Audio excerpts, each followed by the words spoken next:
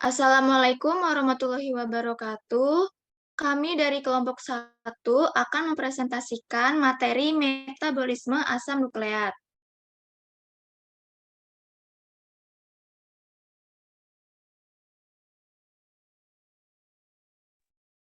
Perkenalkan, nama saya Salsabila Nivia dengan NIM 65114210993. Perkenalkan, nama saya Febiana Carmelia Putri dengan NIM 651142111. Oke, perkenalkan nama saya Rizkina Kasarani dengan NIM 651142112. Dan yang terakhir, perkenalkan nama saya Dini Arlina Solihati dengan NIM 651142115.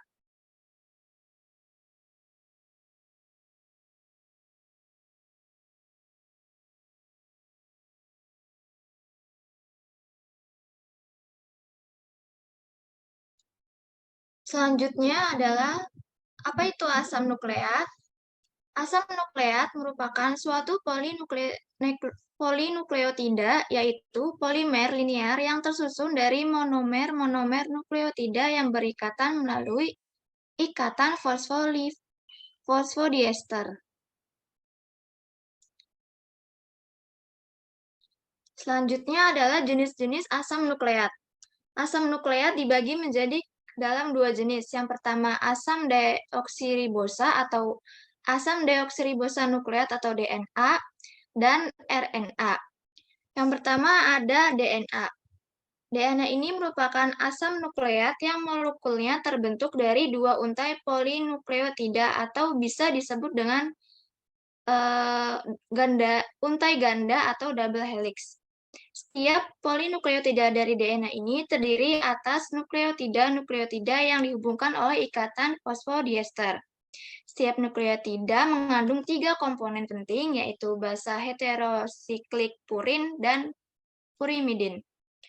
Purin tersusun dari basa nitrogen, adenin, dan guanin, sedangkan pirimidin tersusun dari basa nitrogen, timin, dan sitosin. Secara kimia, DNA ini mengandung karakteristik atau sifat sebagai berikut.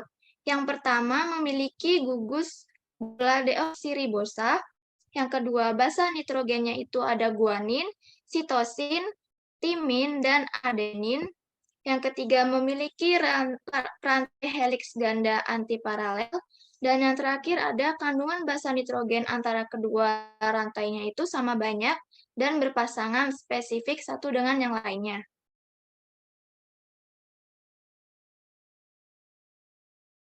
Selanjutnya ada asam ribosa nukleat atau RNA. Asam ribosa nukleat adalah asam nukleat yang tersusun dari molekul hasil instruksi DNA yang disintesis melalui mekanisme transkripsi DNA yang selanjutnya akan ditransfer keluar dari inti sel masuk ke dalam sitoplasma. Nukleotida penyusun RNA ini tersusun dari beberapa komponen penting yang sama dengan DNA, yaitu basa heterosiklik purin dan pirimidin.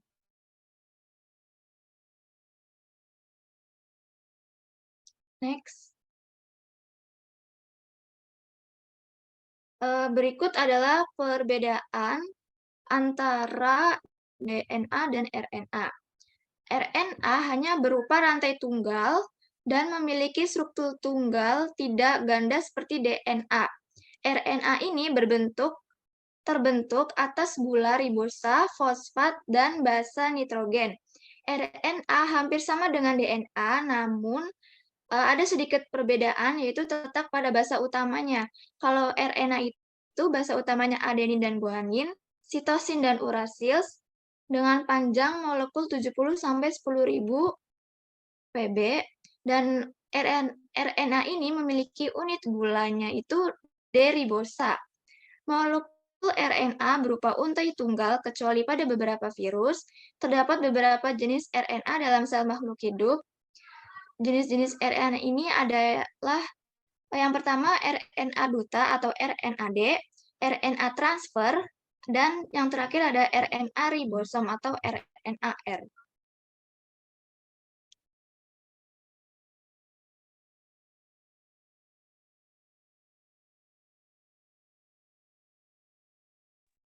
Oke, untuk berikut adalah salah satu contoh dari bentuk asam nukleat.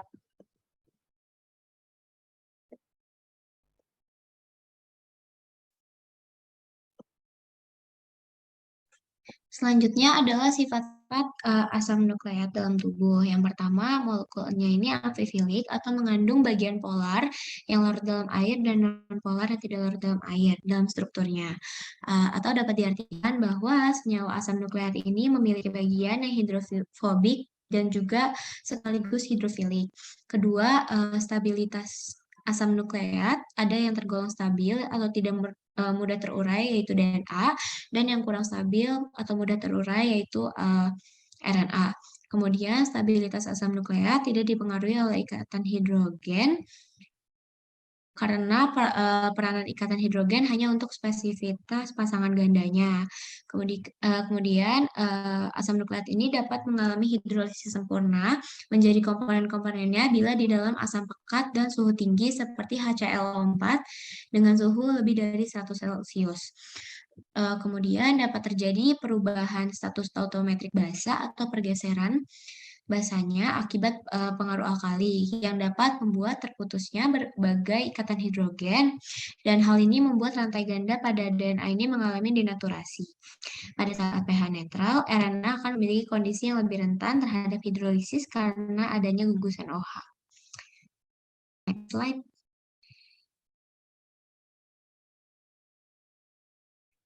Baik, yang selanjutnya ada fungsi asam nukleat. Asam nukleat memiliki fungsi yaitu menyimpan informasi genetik dan menurunkannya kepada gen keturunannya.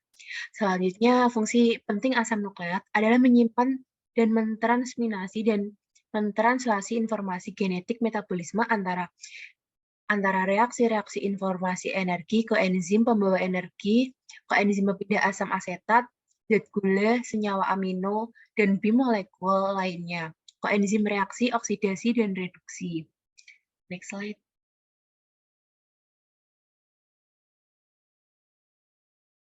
Yang selanjutnya ada sintesis protein. Sintesis protein adalah proses pembentukan protein yang melibatkan DNA berbagai sumber materi genetik pengkode berbagai asam amino yang akan diolah menjadi rantai polipeptida. Dijelaskan bahwa sintesis protein dikenal dengan istilah dogma sentral, yaitu rangkaian proses molekul DNA menjadi RNA, kemudian RNA menjadi protein. Next slide.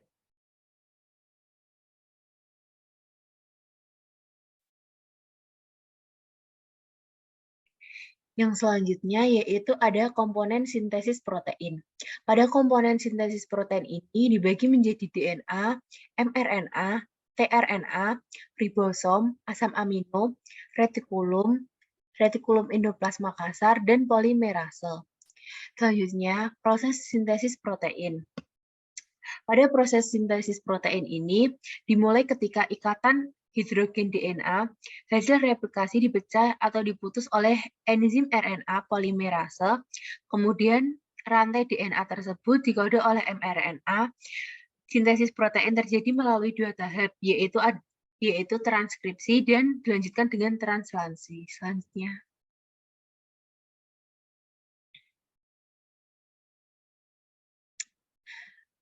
Pada proses translasi, dalam nukleus, RNA polimerase akan memisahkan untaian DNA menjadi dua dengan cara bergerak dari terminator ke promoter.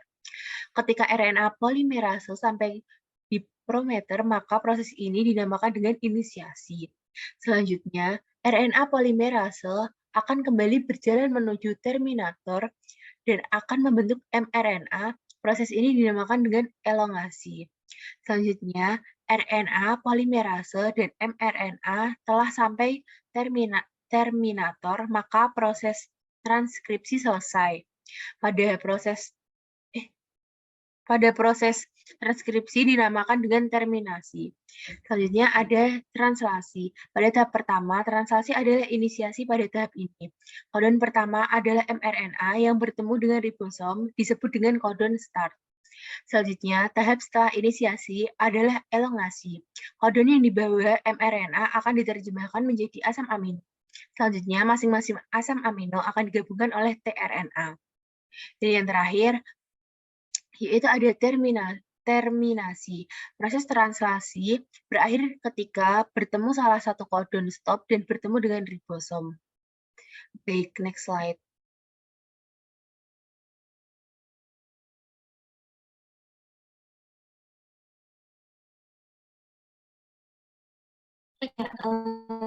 Untuk materi selanjutnya yaitu sintesis de novo purin dan pirimidin. Secara umum, sintesis de novo mengarah pada kita menyeluruh secara kecil-kecilan dari struktur yang sederhana menjadi satu struktur hasil yang satu kesatuan. Dalam konteks asam nukleat, struktur sederhana meliputi gugus gula, gugus amina, gugus kecil lainnya, dan struktur hasil merupakan basa nukleotida meliputi adenin, guanin, sitosin, timin, dan uracil. Basa purin dan pirimidin ditemukan dalam nukleotida dan dalam asam nukleat. Basa-basa tersebut dibentuk secara de novo oleh jalur yang menggunakan asam amino sebagai prekursor dan menghasilkan nukleotida. Sebagian besar sintesis de novo terjadi di hati, dan basa bernitrogen serta nukleosida kemudian diangkut ke jaringan lain oleh sel dalam merah.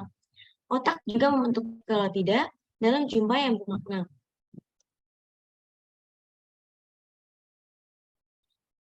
Biosintesis purin. Penemuan jalur biosintesis purin diawali dari penelitian tentang urin burung, terutama rentetan reaksi metabolisme pembentukan asam urat, suatu analog purin yang tak larut air.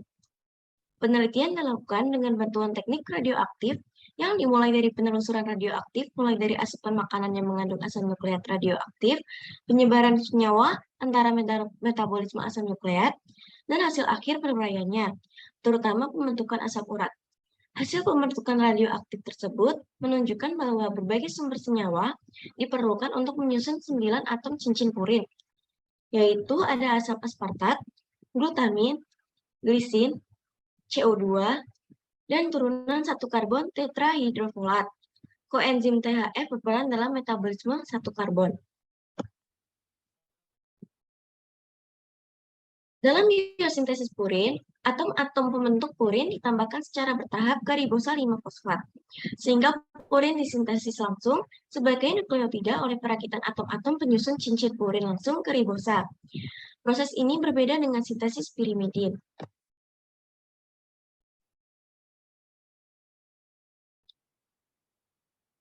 Biosintesis pirimidin.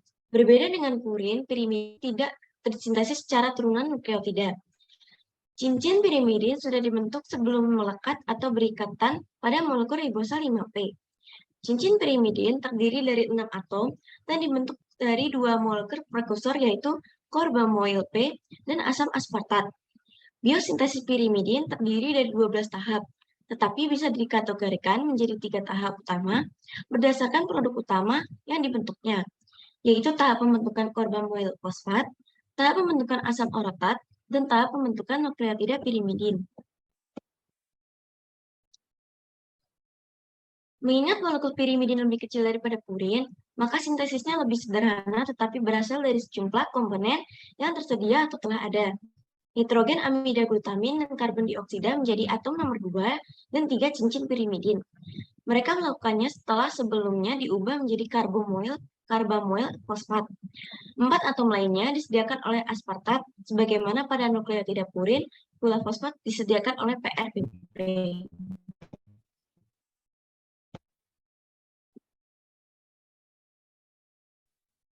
Selanjutnya adalah proses purin salvage. Jadi proses ini merupakan proses sintetis purin dari asam nukleat atau nukleotida yang sudah ada sebelumnya.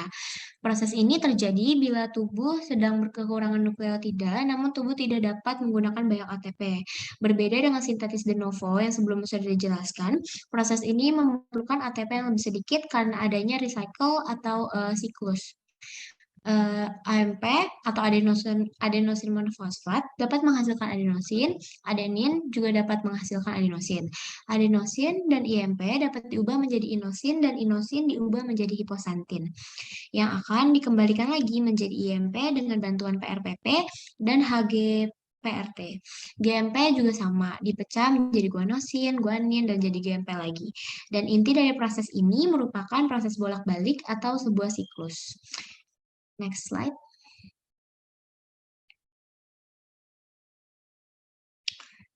Dan selanjutnya adalah proses pyrimidine salvage, di mana masih sama dengan purine salvage pathway, di mana proses ini menggunakan ATP yang lebih sedikit untuk mensintetis pyrimidine. Hanya saja dalam proses ini menggunakan beberapa enzim yang diproduksi terbatas oleh tubuh. Proses ini dimulai dari pembongkaran menjadi sitosin atau urasil dan timin yang dapat berasal dari DNA ataupun RNA. Kemudian sitosin dirubah menjadi urasil dengan deaminasi amonia atau NH4+, dan kemudian urasil diubah menjadi uridin yang dibantu oleh enzim ribosa 1-fosfat melalui uridin fosforilase yang kemudian menjadi UMP atau uridin monofosfat menjadi melalui nukleosida kinase. Kemudian timin juga melewati tahapan yang sama, hanya saja timin dapat langsung diubah menjadi timidin yang dibantu oleh enzim deoksiribosa 1-fosfat dan diubah menjadi DTMP. Selanjutnya,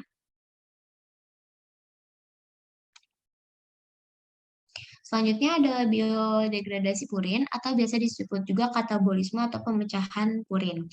Proses ini menghasilkan asam urat sebagai produk akhirnya. Di dalam tubuh, pemecahan purin ini berlangsung secara kontinu, di mana perputaran purin terjadi secara terus-menerus, seiring dengan sintetis dan penguraian RNA dan DNA. Sehingga walaupun tidak ada asupan purin yang masuk ke dalam tubuh kita, asam urat tetap terbentuk dalam jumlah yang substansial. Proses ini berlangsung terutama di hati dalam suatu reaksi yang dikatalis oleh enzim santin oksidase. Proses ini dimulai dengan perubahan AMP menjadi adenosin dan IMP menjadi inosin. Lalu adenosin akan diubah menjadi adenin oleh enzim adenin deaminase yang kemudian diubah menjadi hiposantin. Dari hiposantin ini, enzim santin oksidase akan mengoksidasi hiposantin yang tadi menjadi santin dan merubah santin menjadi asam urat. Sama juga dengan guanosin yang diubah menjadi guanin dan guanin menjadi santin dengan guanin deaminase dan santin menjadi asam urat. Asam urat kemudian mengalir melalui darah ke ginjal untuk melewati filtrasi, reabsorpsi sebagian dan ekskresi sebagian sebelum akhirnya menjadi urin dan dikeluarkan dari tubuh. Tidak seperti mamalia lain, manusia tidak mempunyai enzim urikase sehingga asam urat ini tidak dapat diubah menjadi allantoin. Dan asam urat akan langsung diekskresi melalui filtrasi glomerulus dan akan dibuang melalui urin.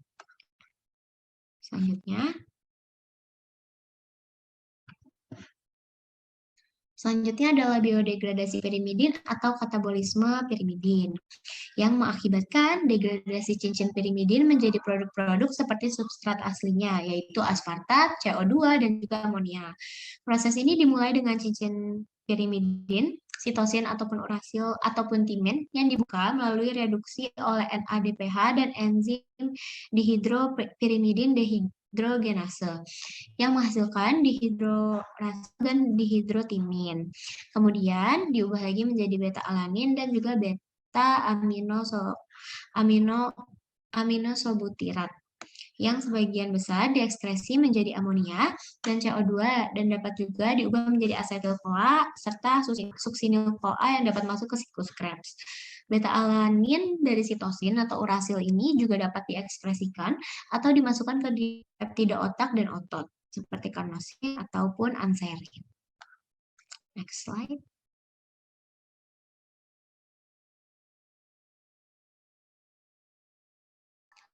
Selanjutnya ada gangguan metabolit purin. Gangguan metabolit purin yang pertama ada GOUT. GOUT adalah istilah klinis untuk menggambarkan konsekuensi fisiologis dari asam urat yang berlebihan dalam cairan tubuh. Kadar asam urat di dalam darah itu normalnya 3-7 mg per desiliter.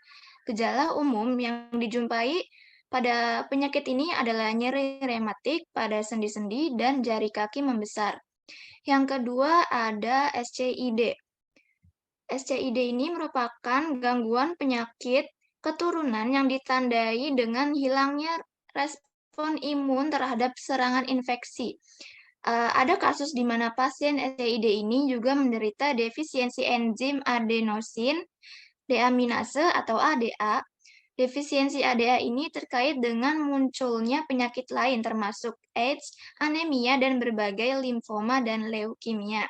Dan yang terakhir ada Lesch-Nyhan syndrome. Sindrom ini merupakan artritis gout dari akumulasi asam urat yang sangat berkelebihan sebagai produk degradasi purin, disebabkan oleh defisiensi aktivitas HGPRT. HGPRT ini merupakan gen struktural yang terdapat di kromosom X. Jadi, sindrom ini merupakan penyakit keturunan dan bisa dideteksi sedini mungkin saat janin masih di dalam kandungan. Lesch-Nyhan syndrome ini menyebabkan terjadinya kelainan fungsi sistem saraf yang mengakibatkan kemunduran atau gangguan mental, perilaku agresif, dan mutilasi diri. Next.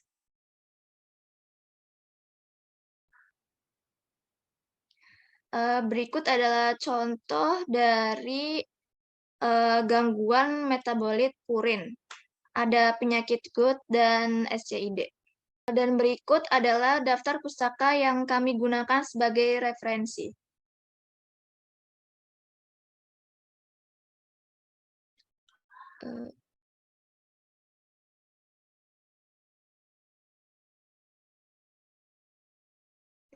Cukup sekian presentasi dari kelompok kami. Kurang lebihnya mohon dimaafkan. Wassalamualaikum warahmatullahi wabarakatuh.